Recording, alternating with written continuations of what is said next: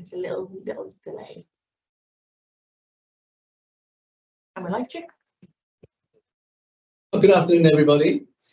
This Scrutiny Committee meeting is being live streamed on a hybrid basis in accordance with the Local Government and Elections Wales Act 2021, which will operate alongside the Council's standing orders.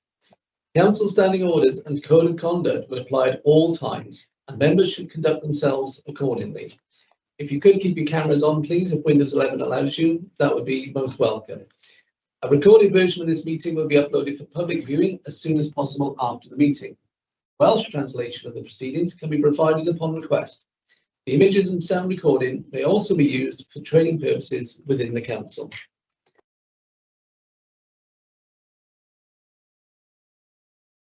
So, welcome everybody. Item 1 on the agenda, apologies. We've had apologies from Councillor Harvey. Councillor Pym, and from the Cabinet Member, Councillor Davis. Very much. And before we start, do we have any declarations of interest?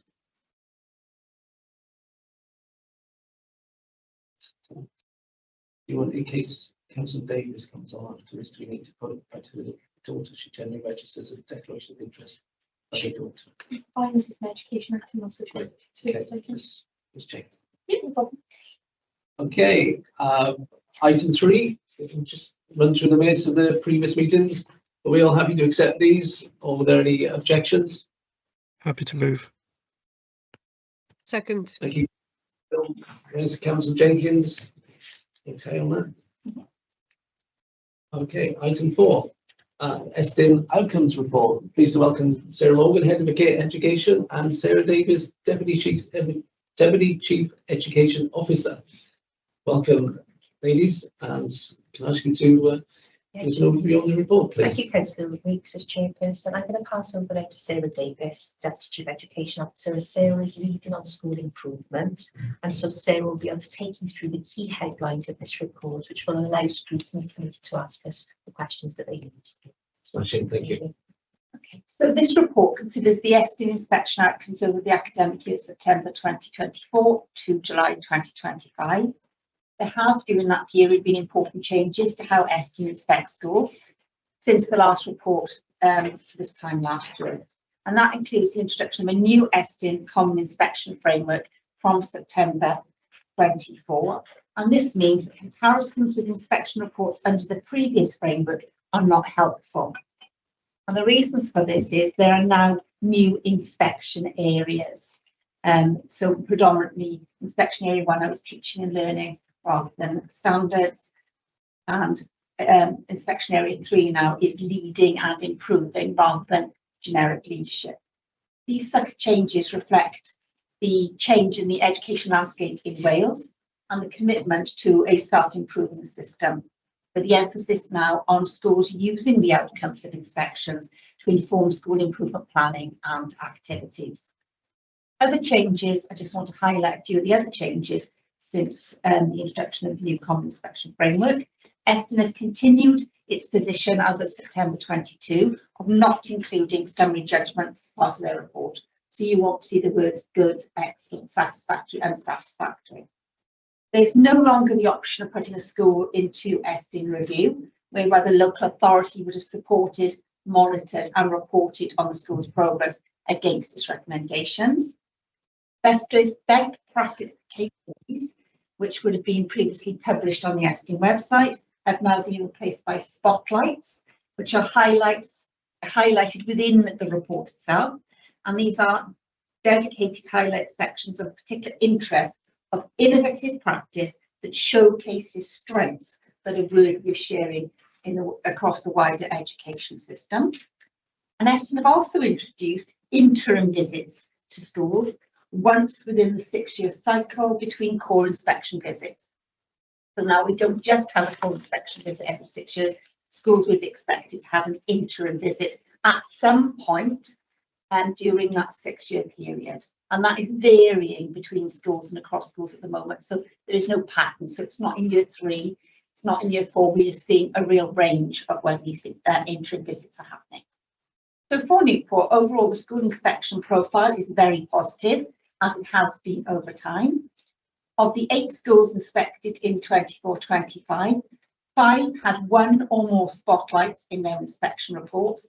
So that is demonstrating innovative and practice that should be shared more broadly across the education system to improve the system. It should also be noted that non-maintained nursery settings continue to perform well. And other schools with strong practice in the last period of inspections were Clyde Primary, St David's Roman Catholic Primary, Millbrook Primary. I think it's important to highlight Millbrook Primary because I know that some councillors will have had concerns about the change of location of that school, but they had a very good inspection. Mount Pleasant Primary, and the performance at Cullinan Comprehensive was very pleasing, noting the impact of the new governing body on its improvement journey. Of the 8 schools, one of the 8 schools, I should say, was placed in a category of requiring significant improvement, and that was Liswerry Primary. But I want to reassure you that we were not, as a local authority, surprised, and we have intervened swiftly in supporting that school to develop its post-inspection action plan and to provide support and monitoring.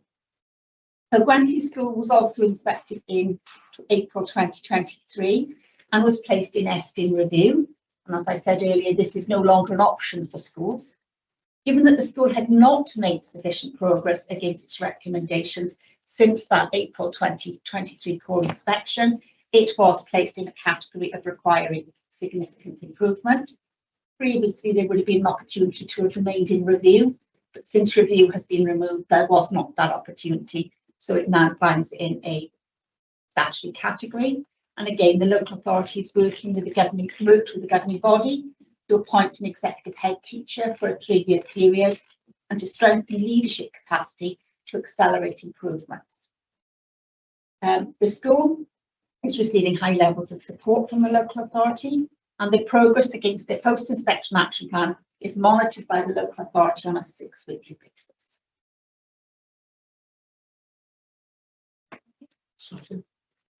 Quite comprehensive, and I think we all agree.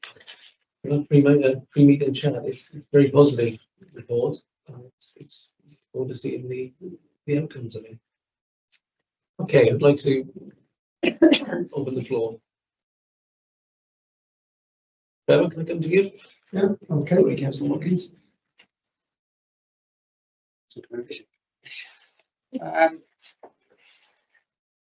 if it was a new system, how do you feel that it actually went? Was it better than the last system, or does it need tweaking or what? From my personal, I'm on about helpful for NCC. I would say it's helpful for schools in that we're not focusing on a judgment, but we haven't been doing that for so many years. What has been helpful is that they have tried to combine recommendations so they're broader rather than having 5 or 6 recommendations. They try to condense those to 3 or 4. So that's helpful for schools because we can focus on the main thing. What has, I suppose, is more complicated is you have to read the body of the report and understand the language, particularly the quantifiers that quantify like majority, most, many, sometimes to understand that what the report is saying. So, for example, if a report were to say a majority of learners are not making sufficient progress, that is really concerning. But you would have to read the narrative around that sometimes to extract that. So I think sometimes it's difficult for parents and for governors to actually get to the nub of the issue because of the language around the report without deep diving into the context. But I think as far as we're concerned, I think we haven't found a significant, there's variation and there'll always be variation because there's variation across teams. But for us, I think it's about supporting schools, governing bodies, on what the report is saying when it's identifying strengths and areas for development. I think the other supportive part of the process in the new inspection framework is the introduction of the interim visits, whereby the recommendations that a school will be given in the core inspection are revisited during that interim period. It's often 18 months after the core inspection, and that feature is helpful because Estyn, along with the local authority, are looking at the progress the school has made.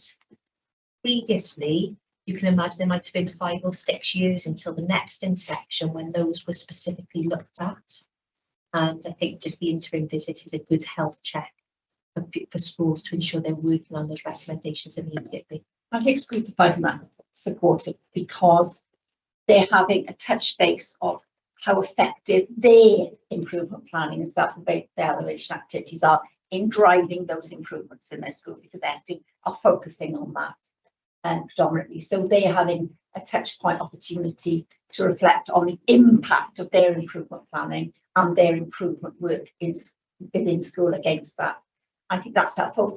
For example, it was really helpful. They're also using it.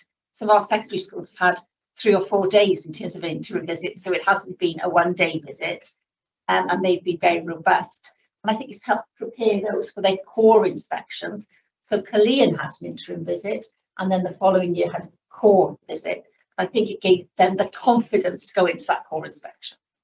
Are those interim visits arranged, or they just notice 10 days notice? It's about, it's less than 10 days notice actually, and can be, you know, within It's 3 to 5 days 3 notice. to 5 days. So today we've got an interim visit notice, and the lead is for next week, and the lead inspector is meeting with the head teacher on Friday, just to look at some of the things that they will consider as part of that.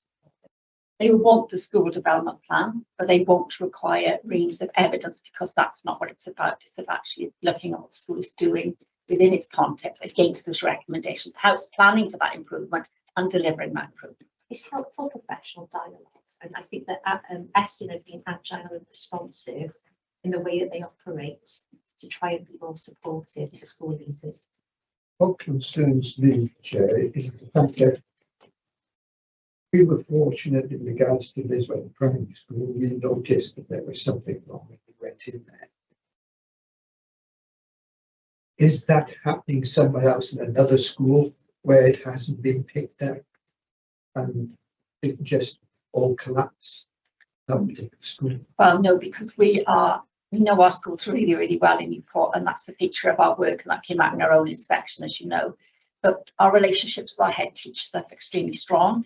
We spend lots of time within our school improvement service, and work really closely with what is now the Newport School Improvement Service to ensure that the intelligence around our schools is accurate, up to date, and we are supporting schools with that self-evaluation activity. So we are giving that external perspective to moderate the judgments of leaders against self-evaluation activities, and then monitoring the impact of school development plans on a termly basis. So we evaluate how effective a school is in meeting its actions in the school development plan each term as part of our core work in school.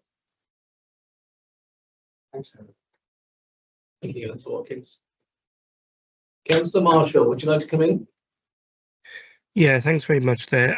So the first one I've got is about the comparative performance. Now, as the chair spoke about, it is a very pleasing and positive report that's in front of us, and well done to obviously all involved. Just with the fact that we are seeing a lower proportion of schools requiring follow-ups, which is obviously positive in comparison to the regional and national average. I'm just wondering if you could provide maybe a further insight into what factors have contributed towards that success, but what we're also doing, maybe are we sharing best practice regionally and nationally, being in such a good position? Look at a few things. I think that you will know that of late there was a middle tier review that took place around school improvement services. Our school improvement service, the EAS, which will be rebranded at some point because it is a partnership school improvement service between Torfaen, Monmouthshire, Newport and Blaenorol now, has a good track record of working collaboratively with our head teachers and giving the right levels of support. That school improvement service will continue and will be further refined to ensure that they're agile enough to be able to meet the needs of school leaders today. You know, that will be constantly review our work.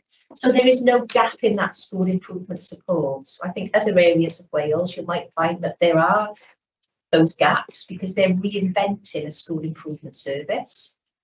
Okay. So that is very reassuring for us, and the confidence that we have in the support. Some of that support is really strong in Newport, and there are high participation levels. So I'll give you 2 examples. School leaders we would expect to be school improvement partners. So they'd be having dialogue with other head teachers across the region or in Newport to support them in their work and improving excellence within a school. So we put the strongest leaders into other schools, so that other schools we're ensured they're ambitious and they're able to, the school improvement partners can support the challenges that schools might be facing. You'll find that there are a really high number of head teachers in Newport that are school improvement partners, because we have that expertise within the city. Okay? An unusual amount, an unusual proportion. The second aspect is that Newport schools are very strong across the board, across a range of issues. I'm talking about in ALN, additional learning needs, in leadership and management, in subject-specific areas like maths, numeracy, literacy, and they're used as partner schools right across the partnership. Okay? And there is an extensive amount of Newport schools used, which is different perhaps to the rest of the other local authorities. We validate their practice. So we go in and we have a look at the practice to make sure that it is indeed high quality. Those schools provide authentic partnerships with other teachers in other schools across the region. So for instance, if we've got a maths need somewhere else, we can match them with a school. So indeed, you've got your year 6 teacher working directly with another year 6 teacher. We've got a foundation-based lead that's working with another foundation lead around numeracy progress. So it is indeed, it's not chalk and talk in terms of professional learning, it's an authentic practitioner to practitioner experience, looking at a specific age range. And that's the other strength of the way that we work. And that's enormously helpful, that when you find a school that's got a chapter of need, as we say that, we talk about schools going through various chapters. We should never define schools, for instance, by the Estyn category they're in. But we're able to quickly pull on that resource from our other Newport schools. And that's a real strength. That's really good, thank you. And it also, as I said, it is a very positive place to be. Start off with a positive. I will be slightly negative in terms of constructiveness, but I know the next 2 points I'll add together because I know they have been spoken about within this committee previously. But just want to, if you want the statement or tell us about it in accordance to the Estyn report in front of us. The first one is about attendance. Obviously, that is a long-term issue, and just basically if there's anything you want to note that, and also the Welsh language development, which again I know has been spoken about before, but would you like to state anything in terms of context within the report that we have in front of us today? Thank you. Yeah, I was just going to say the only school that had an attendance recommendation was Canlyniadau and Mumps Court, but they were specific around persistent absenteeism or absenteeism of key groups, because they work in terms of improving generic attendance was very strong. And the second thing I would pick up before I hand up to Sarah is, in terms of Welsh, we did have, following the pandemic, a number of schools who had recommendations for Welsh. We've put significant support, professional learning into our schools, and I'm really pleased to report that Welsh is no longer coming up as a recommendation in Newport schools. So we haven't stopped doing that. We will continue to build on that year on year in terms of the professional learning offer that is bespoke to Newport, because we've asked for a bespoke professional learning programme for Newport schools, for English medium schools, and we will keep building on that. But I'm delighted that we're not seeing those recommendations coming through from Estyn for Welsh language in our English medium schools. And I just want to make the point that with the attendance recommendation in Malpas Court, for instance, I'm pleased to be able to tell you that there is already significant impact on the improvement of attendance in that category in that school, and that is really it's just a demonstration of the way that we work so collaboratively with our school leaders, and they're so incredibly responsive. They are excellent. And also the way that we're able to partner up that support. So interestingly enough, our partner school for exceptional practice in attendance is Malpas Church in Wales, which is actually only down the road from Malpas Court. It's the same type of context that they're working in. So it's fantastic when we can pair up those schools to be able to provide advice. And the local authority also, as well, with their EWS support, has been able to go into those schools to provide further insights of what works. Because after all, Newport has got a really good track history of attendance. So what you'll hear later in the year when we look at the mid-year report for education services is that we've been ranked 6th in Wales for attendance, which is incredible. So well above where we should be in the leagues, I suppose, of deprivation. So we're really proud of that because we're going from strength to strength. Thank you both. That's really obviously positive and really excellent work being undertaken. If Chair allows, I've got just 2 more, and that'll be me on this one there. Thank you, Chair. The first one is about digital skills, obviously being essential for future readiness, and just what is the kind of steps being taken to ensure the consistency in that in relation to the context of what's being picked up, but also about how we are moving forward within that scope. I think it all begins with infrastructure and device use, and so we've got a lead officer within education services who's an ex-head teacher herself that leads on this area to make sure that Newport schools are fully equipped with the right equipment and infrastructure in order for the learners to be equipped with and their readiness for learning is there. In addition, we also have an IT and digital teacher advisor that supports schools in new ways of working across the curriculum to enhance pupils' digital skills. And there is a digital framework to be able to give schools a guide of how you would progress pupils' digital skills across the curriculum. So you can complete mapping exercises. It gives you an idea of what you need to do next, and has got parity of esteem with the numeracy and literacy frameworks. So we're able to give that practitioner support as well as the overall support for infrastructure and the devices as well. And that's really strong now as well. And that is, we continue to talk about that in our head teachers meetings.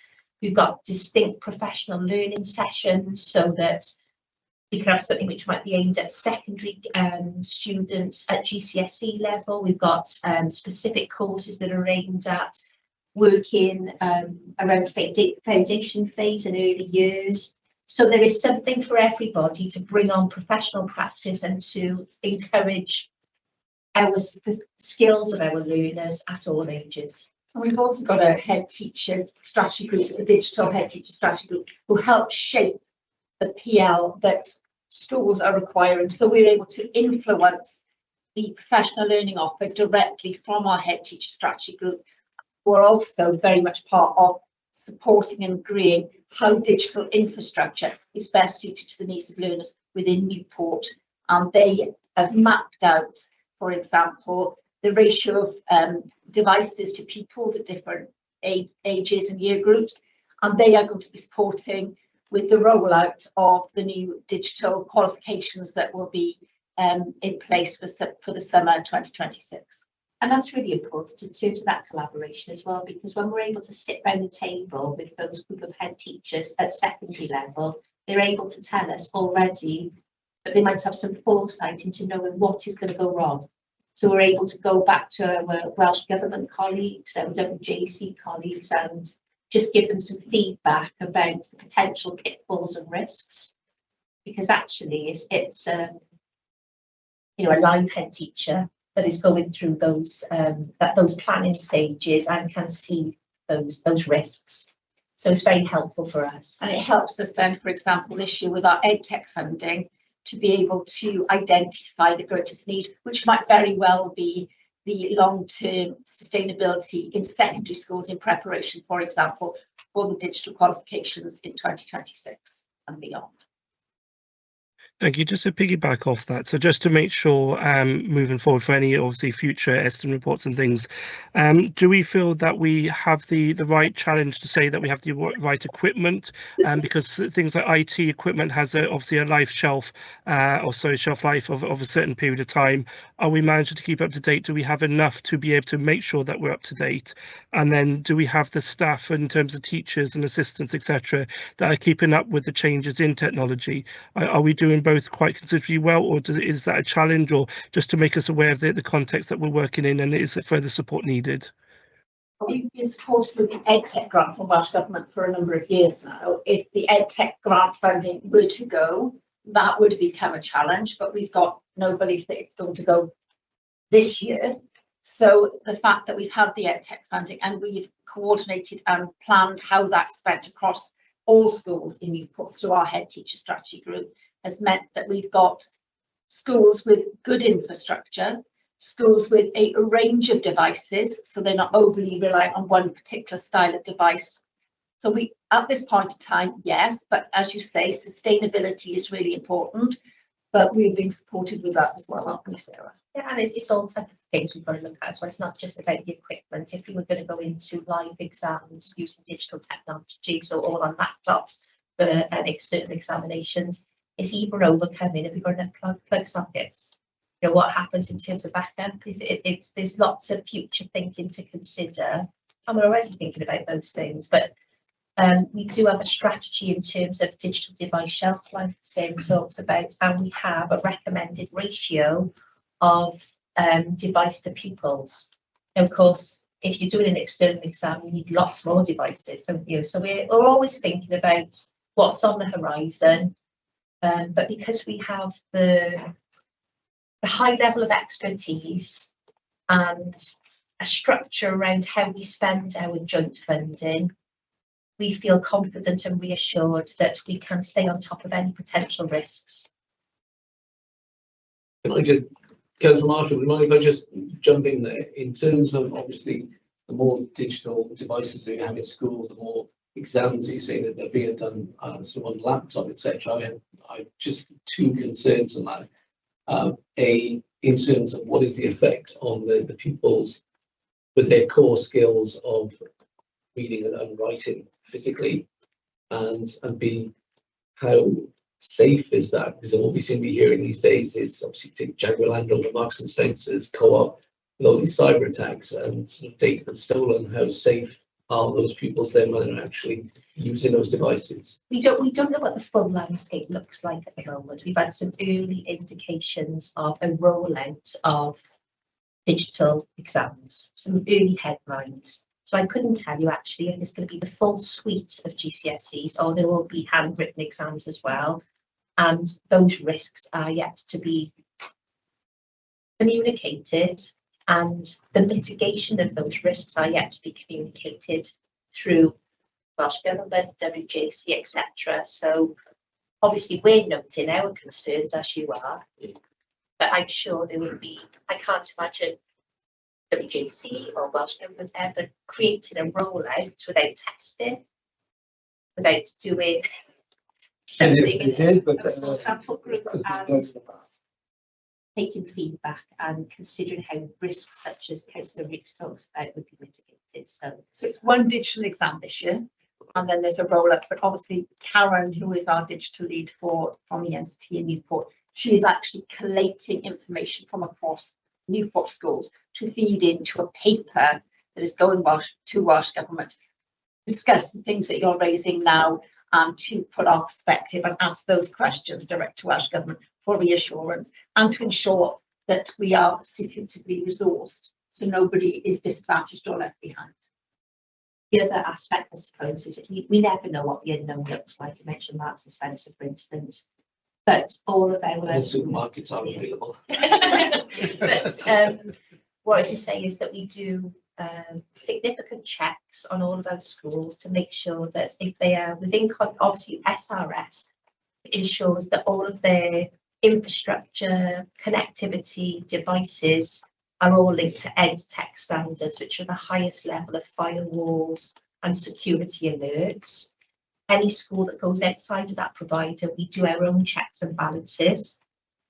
And we expect schools to show us how they're meeting those standards, because ultimately the local authority has a responsibility and a duty of care around such matters. Okay. Where do they stand in the non-maintained schools? Because we do, because we don't deal with the non-maintained schools, the independent schools.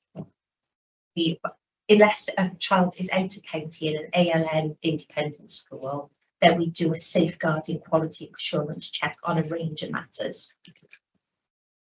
Councillor Marshall, did you want to come back in on anything? Yeah, thank you. It's just one last question, but also a comment or request. With the digital exams as specified, would it be possible to have an update maybe about what the strengths and opportunities are, especially around like ALN provision and things like that, there, if that will have an effect, as well as threats? Just more of an information rather than accountability report as it's available, just for us to understand what the new context will be and what type of exams, what they look like and what the scope is. In terms of the question about the spotlight practices, I noticed that 5 schools received Estyn spotlights for innovative practice, and just would you be able to share examples of what these practices were and how they are being disseminated to inspire improvement across the wider school community within the city? Thank you. I think the first one I touch on in terms of the spotlights is Canlyniadau spotlight around effective governance. We're collectively very proud of that. The head teacher has worked incredibly hard to make sure that governance is strong. There was a point when the local authority supported the governing body with the use of additional governors. Right, there additional governors were appointed by the local authority to give more strength to the governing body. They were specifically chosen because of their skill set.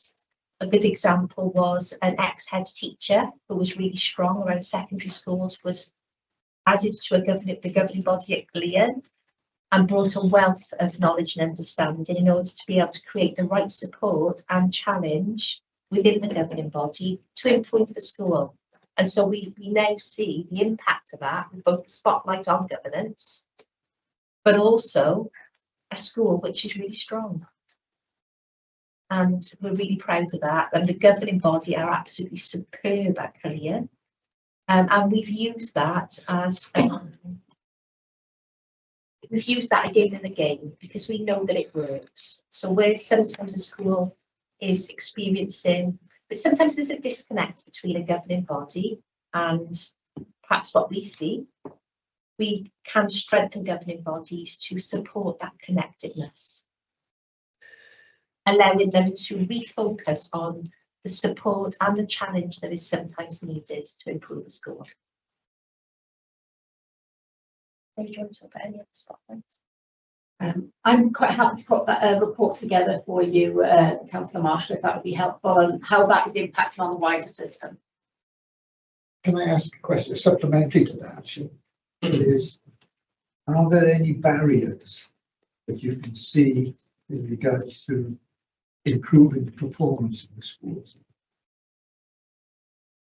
The biggest barrier when a school is in, for example, a statutory category or hasn't had a overly positive Estyn inspection report is a disconnection between the head or the governing body who doesn't connect with the report. If a head or a governing body doesn't connect with what the report is saying, and there's a disconnect there, that is a challenge that we have to get over, because that is what the report is saying, and we have to support that school to connect with those in order to put the right support into the school to meet those recommendations. So that is the difficult. That is the challenge. That when you hit that challenge, you know you've got a challenge.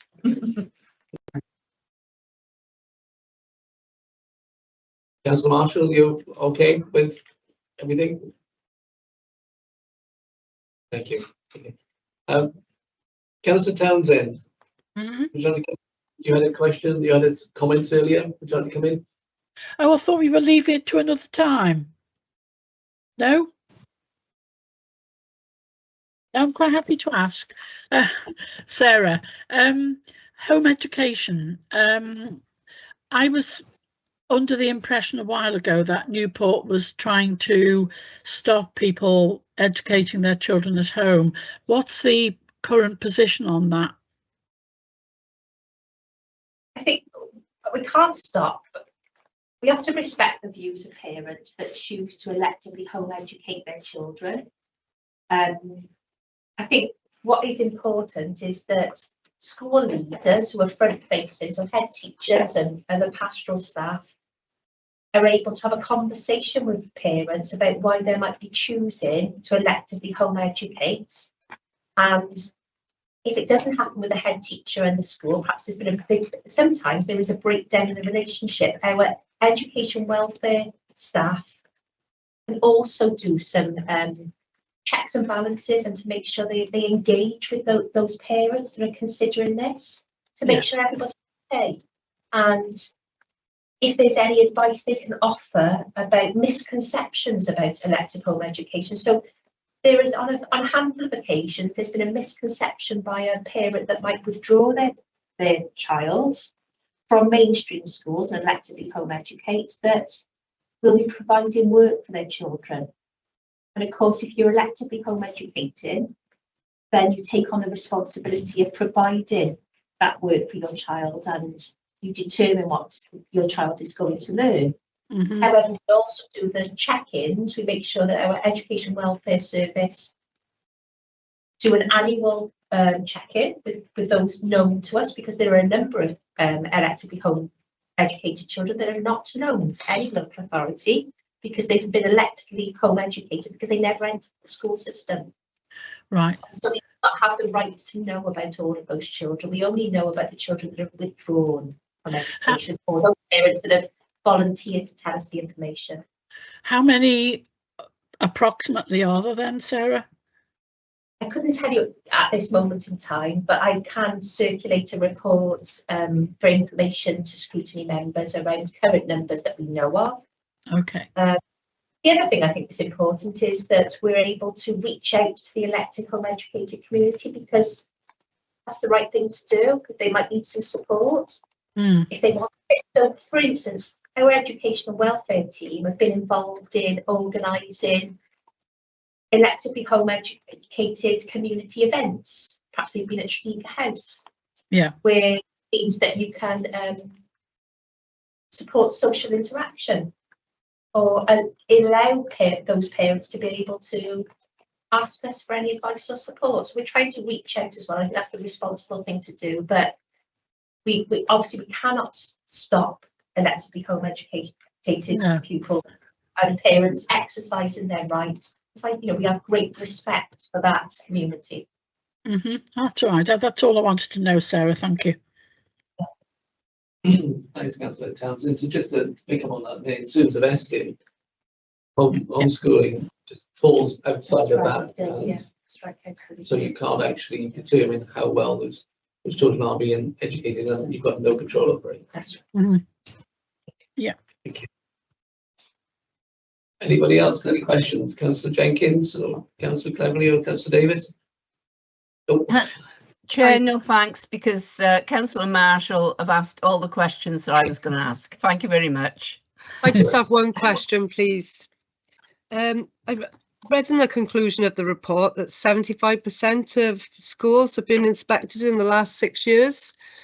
So when can we expect the other 25% to be inspected?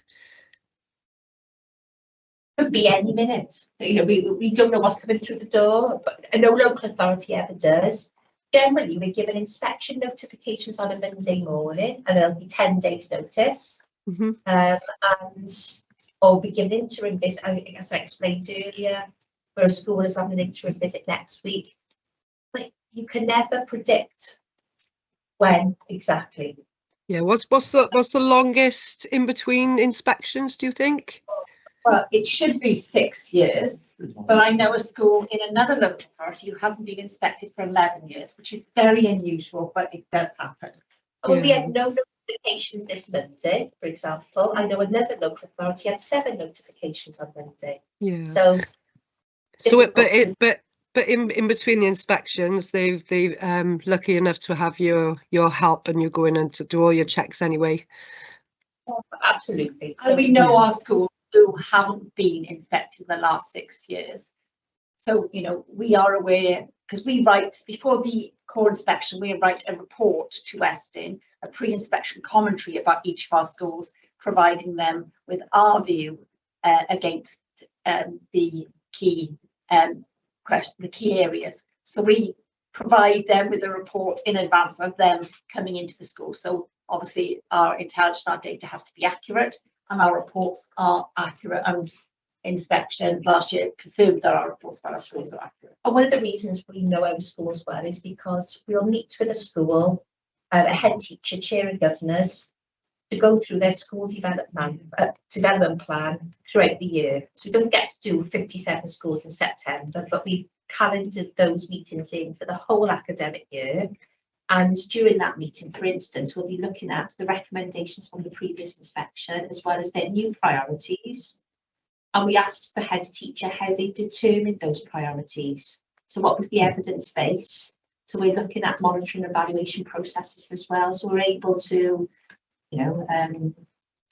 raise any concerns at that point and ask why that a specific item that we've noticed is not in the school development plan. And schools are able to tell us about their really effective practice as well. It's a celebration as well as a good culture. So, as I said, we're very proud of our schools and the fact that our head teachers in Newport are so incredibly engaging. Of exceptional head teachers. So we've seen that in Governor's Eye, like I said. Yeah. Thank you. Thanks, Councillor Jenkins. Councillor Davis? Yeah, thank you, Chair. Can I just apologise for my lateness arriving? I had to finish work before I could get here. Got a couple of questions. Hopefully they haven't been answered while I wasn't here. Given the shift in Estyn's inspection framework and the removal of grading, could you tell me or clarify how we can measure progress and quality across Newport schools in a way that remains transparent and comparable?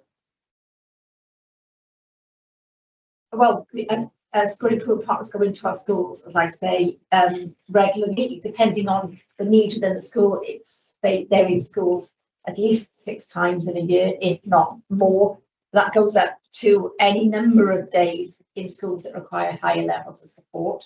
And those school improvement partners are working alongside school leaders to quality assure what is happening in the classroom, which is obviously the most important place, because the most important element of is teaching and learning. So, but the impact of teaching on learning and how learners are making progress and achieving their potential.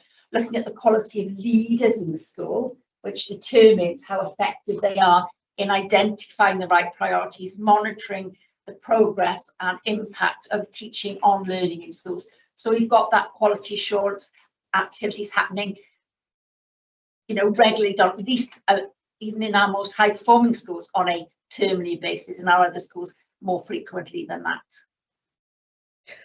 Thank you. Another question I've got is Newport inspection outcomes appear more favourable than regional and national averages. So, I mean, well done for that. What do we attribute to this, and how are we sharing best practice across the region? We talked earlier on about the mechanisms we've got to support our schools. We've got exceptional head teachers that are school improvement partners we talked about earlier. We've got a high level of expertise in Newport, and we can pair our expert head teachers with other schools that need support, I suppose. We've also got our partner schools that are experts in a specific area. Some schools are expert in 3 areas. They're called partner schools, and they go and support other schools. It also helps them as well. It's not just about helping schools and other local authorities. It's good for their own leadership skills, because they're getting out and training other schools as well. So it benefits our schools as well. It also benefits them financially because they're paid for that. So we could see a partner school, for instance, receiving income of about £10,000 to support another set of schools. So it just helps all around. It does create aspiration as well, because when practitioners are supporting other practitioners, that raises their aspiration, and we learn from everyone because somebody's got something to offer, whether they're receiving support or giving support. So that's a really strong model, but it's also building capacity in our schools and, more importantly, developing future leaders, because we have benefited in Newport for many, many years from a very strong head teacher group, but we've got to keep succession planning that group by building capacity from the bottom right through the system, and the partner school model definitely does that. So there's the sharing of best practice there, but we also are very careful not to overexert our schools so they lose capacity. They should only ever build capacity. It should be beneficial for them. When we talked earlier on about schools going through chapters, some schools can go through a chapter, but they have limited resources because perhaps of maternity leaves or vacancies. We always reconsider whether the school has got the capacity to be able to support somebody else, because ultimately we need their own school to stay strong as well. So it's a fine line. It takes lots of consideration and mapping out, but it does work. Oh, thank you. Just one more question. I mean, we know that obviously COVID made a very big difference with regards to attendance, and we've seen it improve. But what are the attendances like now for the schools? Are we seeing it getting better, or is it remaining stagnant or getting worse? In Newport, we've been highly successful. So earlier on, we're talking about we've got to 6th position in Wales for primary and secondary attendance combined. That's the highest we've ever ranked, and actually it's out of kilter with our ranking in terms of deprivation. So we are really we're performing really well in Newport. And we always said that because we performed well before COVID, that we had to hold our nerve with the practices we had in place. They worked before and they'll work again. But the society has changed, hasn't it? Culture has changed, but we can retrieve this. It will take some time. So the headlines are good. And the other thing that's changed in Newport as well is that the attendance of free school meal children has improved as well. So we're going to keep doing what we do. We always review practice to see if there's anything additional we can do as well. But the core processes that we use are good. So we're seeing that improve across all schools. We know the schools, by the way, as well, that might be going through difficult chapters with attendance, and we provide extra supports to those schools. We're able to match them up as well with other schools in the same type of context. So that's helping. So we're aware of which schools are not doing so well with attendance, and we can support. That's brilliant. Just keep doing what you're doing, because obviously it's working well. Thank you, Chair. Thank you, Councillor Davis. Yeah, I think you all echo that last sentiment. And just one question from myself, just for clarity. Point 116.1, we talk about the maintained school referral units, and the co-inspector interim visit, and obviously they're included within this chart. You've got 11 establishments featured in here. We've got 10 establishments that then featured on the page, which is the recommendation to the school inspected. But we've got 7 with no follow-up and 1 with significant improvements. Is a disparity between those figures? Am I reading it wrong? Yeah, 1.161 are the schools who've had interim visits. So they don't have recommendations because they had recommendations. That's why they've gone back to evaluate their progress against those recommendations. However, they do publish a letter that's on the Estyn website, which gives a narrative of their view of the school's ability to meet those recommendations and the work it has done to date, and any further work that it has to do in order to secure those. So they wouldn't have recommendations because they've had recommendations when they were initially inspected. And then the 8 schools that were inspected are the ones with the recommendations that you see on the sheet over page. So 1.17, that's relevant to core inspections. Then? Yes, it is. And that's the ones that equate to the 7 no follow-up and the 1 significant improvement. And obviously, Peel sits outside of that because it was inspected in 2023. Any more questions from anybody else? And I got two, Mr. Chair. In regards to the attendance, you mentioned that we're sixth in the league.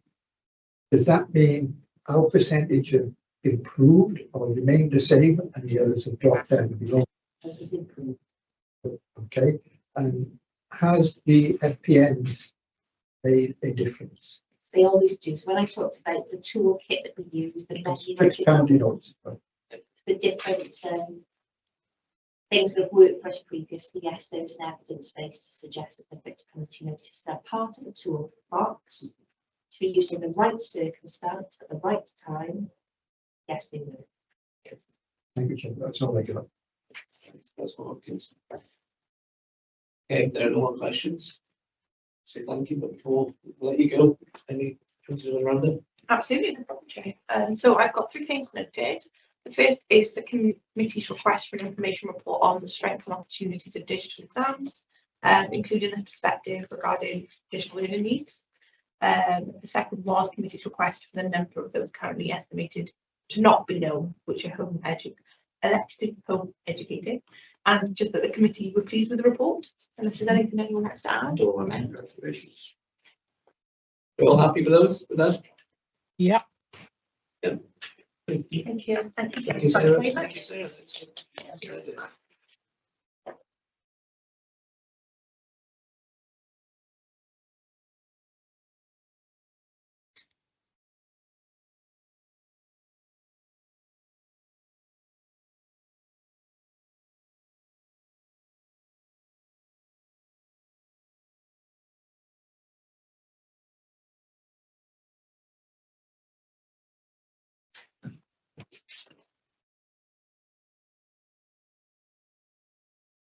Okay, just quickly on point number 5, to the student environment. Sam, do you want to talk us through the reports? Of course, thank you.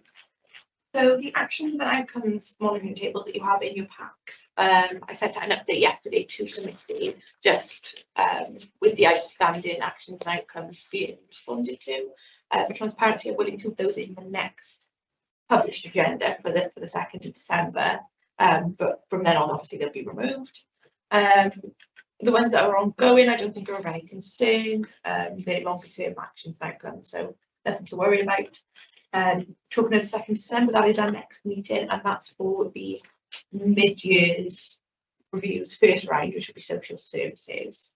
Any questions, anything committee want to add to the work programme, anything like that at all? Or content? No. Would we contact you if we got anything that we need to discuss? Yes, yeah. So if you, Something forward. yeah, absolutely. If you just email somebody at the Okay. Everybody happy? Yep. Yep. Great. Yes, thank you, Chair. Thanks everyone for the attendance and the input, and we'll see you all again on the 2nd of December. Thank you very much. Okay. Thank Okay, you. Thank thank you.